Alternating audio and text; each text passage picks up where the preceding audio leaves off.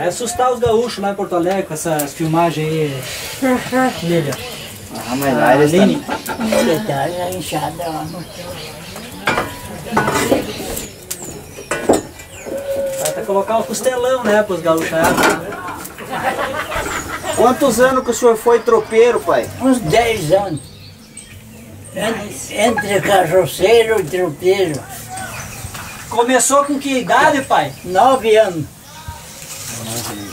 9 anos eu tinha quando fui de madrinheiro em Crevelândia. Passar o val do Japecazinho e do Japecão Grande na garupa do meu pai. As dificuldades de fazer essa viagem, o que era que mais preocupava? Era no lugar dos pousos, tinha que dormir no chão, nos pelegos. E era bastante frio. Passava fome muitas vezes? Passava e fazia um carreteiro ali meio ligeiro, comia meio sem estar bem cozido e cuidar os animais para não escapar e dar de comer os animais. Tinha milho nos cargueiros para apanhar para os animais. Isso são histórias que ficam marcadas, o sofrimento dos tropeiros, que tudo era difícil, tudo era, não havia estradas, né?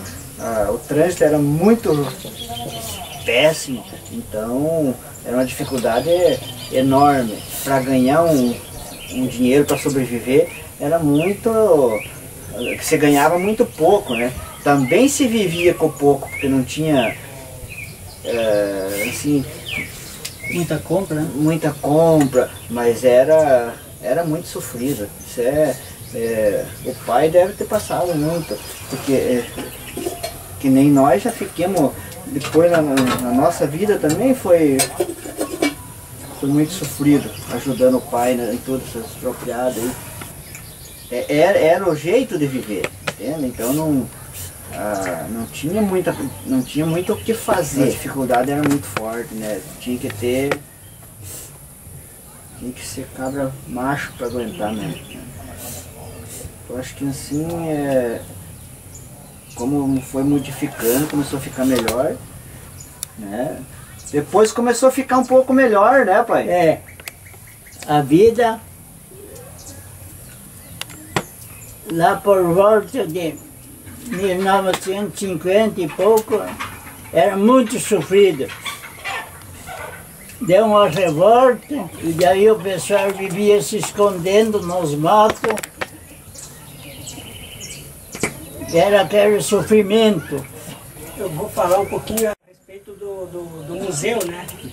O museu foi uma coisa assim, muito espontânea mesmo, que começou em 1970, mais ou menos, 75. Eu tinha 9, 10 anos, eu já via o pai juntando essas peças assim que aí estão. Muitas delas ele colocava lá no porão da casa velha, entende? E começou meio que pregando na parede, assim. Depois, mais, vimos que ele tinha um interesse muito grande, já vou dizer, de colecionar essas coisas, para cá e para lá. E daí, depois foi lá, que ano que foi feito aqui, 2000 foi feita essa construção aqui do lado aí.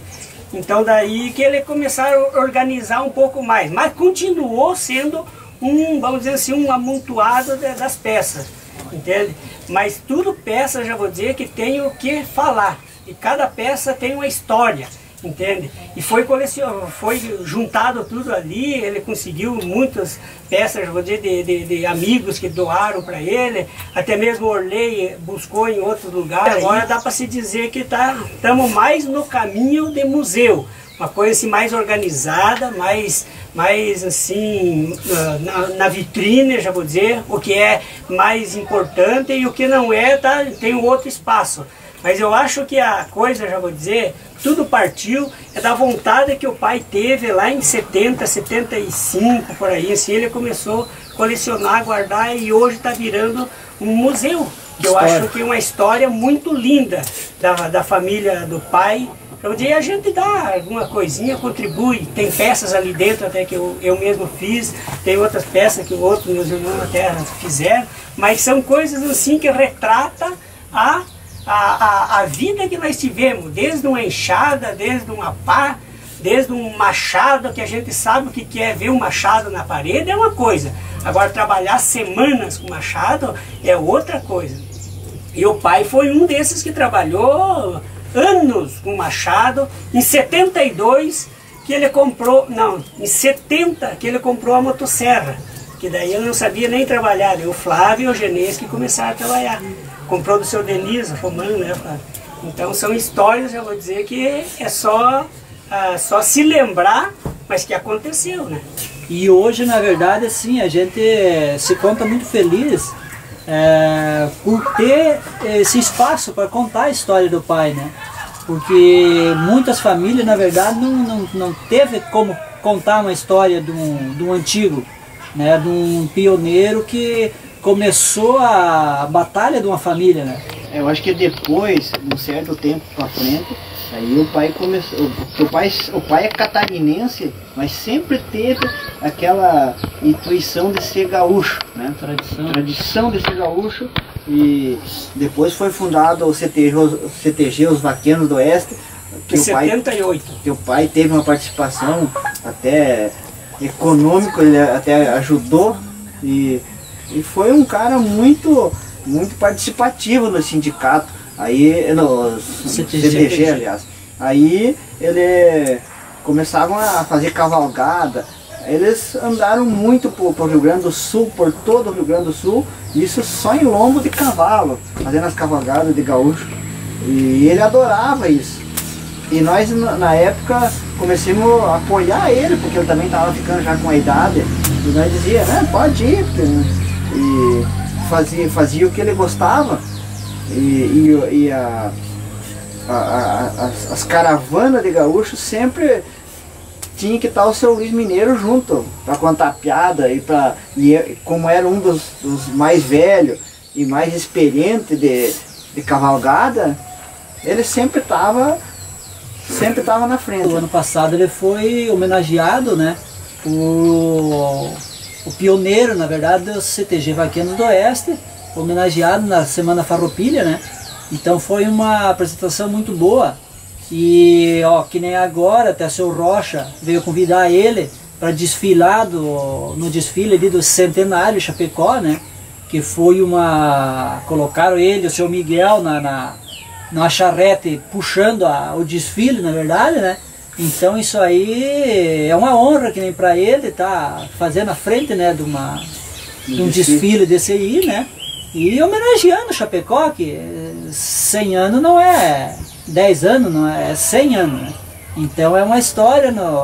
E ele fez uma cavalgada muito bonita, até saiu de Dionísio Cirqueira, foi a Florianópolis, bastante gente já sabe. Isso aí foi 150 anos da polícia de Chapecó, né? Não, de Santa Catarina, na verdade. 32 dias de viagem. É. Então, e ele foi um cara que foi convidado, ele era muito conhecido do pessoal do batalhão, do sargento lá e tal, coronel, e foi convidado especialmente para fazer essa viagem. Então, para ele foi um orgulho em fazer uma viagem dessa, né? E para nós, muito mais ainda, que nós apoiemos ele, que nem o Flávio falou, e deixamos que ele foi curtir a vida, fazer essa viagem, foi muito interessante, né? Então assim, falando no seu Luiz Mineiro, esse é um cara de idade que ajudou a construir Chapecó. De uma forma ou outra ele teve uma participação assim muito forte, né? Ou mesmo até mesmo, né, Flávio, na questão da agricultura, vamos dizer assim, hoje não é tanto, mas uma vez ele era extremamente dependente da agricultura. E ele desde 68, antes ainda, 65, ele já plantava onde não tinha nada de terra cultivada. Cultivada o que era? Motorizada, tratorizada, assim, né? Era tudo mecanizada, era tudo com arado de boi e arado de cavalo E o pai fazia as roças de mato, desbravava, vamos dizer, os matos, e plantava trigo, como todos os outros por aí, né? Mas só que a contribuição maior dele foi nesse sentido. De lá da estrada da roça de mato, ele transformou em lavoura, que hoje o Flávio aí eles plantam aí, que é muita tecnificada, digamos assim, a agricultura. E ele participou disso, por quê? Por causa que ele se interessou em 74, ele comprou o primeiro trator, né? Em 80 já comprou mais, entende?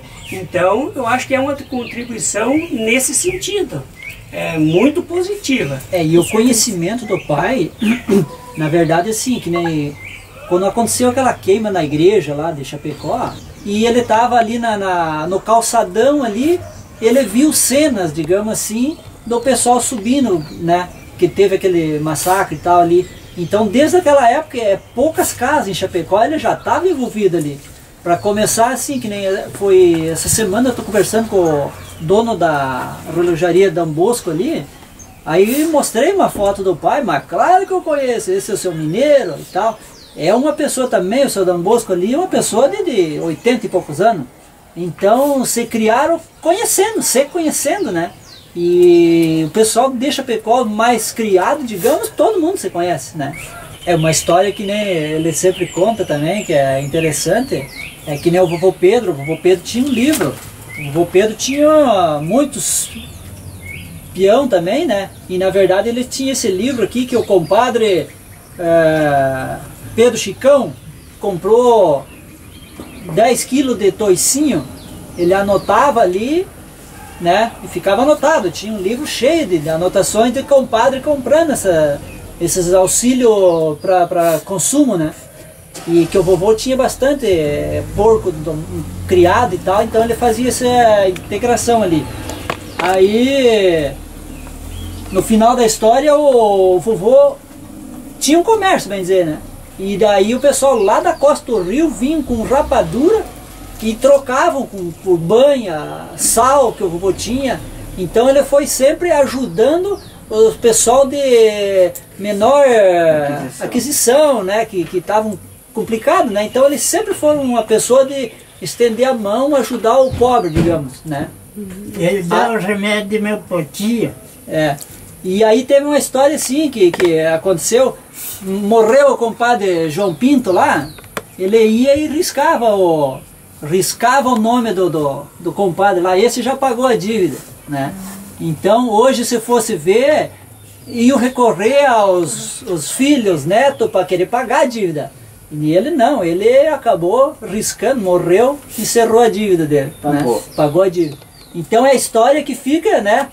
Que na mente da gente, que não é qualquer um que faz uma coisa dessa, né? E daí fica, digamos assim, pra gente também, ficou pro pai, fica pra mim, e é um ensinamento da vida, né?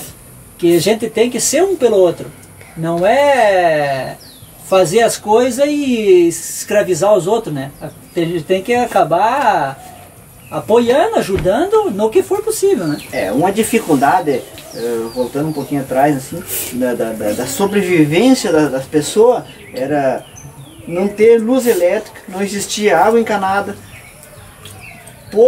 não existia em Chapecó, muito pouco doutor, medicina, não tinha remédio de farmácia, isso era muito pouquinho, ó.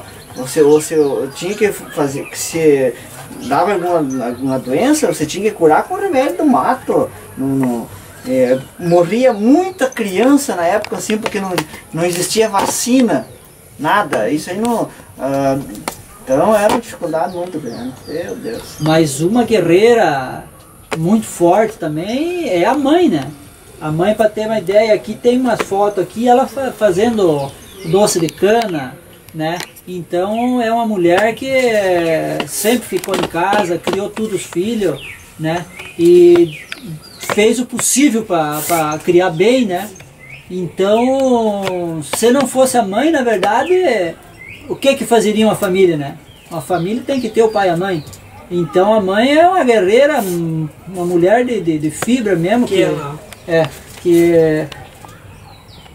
fazendo doce. Sem explicação, né? Se não fosse ela, a gente... né? ia estar até hoje junto com nós aí. É uma figura esplêndida, Alegre. alegre. Transmite sempre a felicidade.